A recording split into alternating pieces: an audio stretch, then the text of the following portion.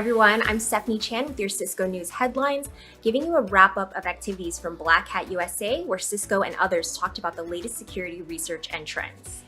Secure remote work hits center stage as a topic IT organizations are thinking about. Dark Reading held a panel to talk about what security looks like in this new era, and Cisco's Wendy Nather weighed in. People are having to think about, well, we may be in this for the long term. How can we rebuild this infrastructure to be more resilient, to last longer?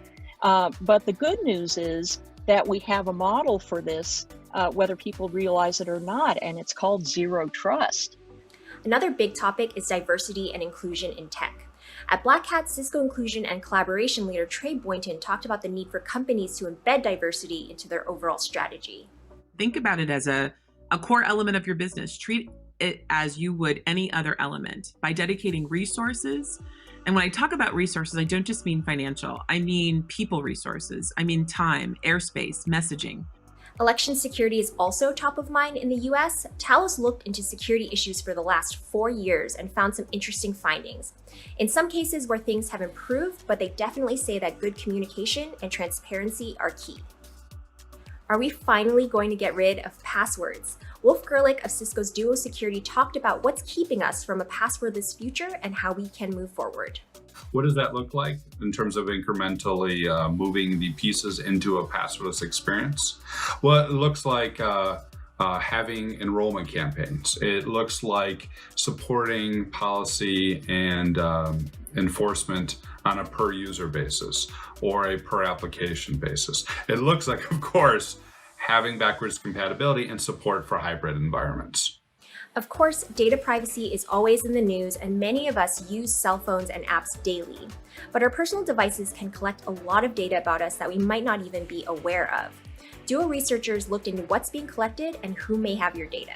The data that I got back from one company shows that this data is sensitive.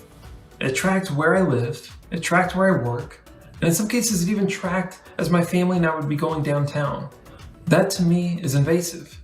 That was just a quick look at the headlines. For some perspective on this year's Black Hat, I talked to journalist Sean Michael Kerner about the trends and research that stood out to him.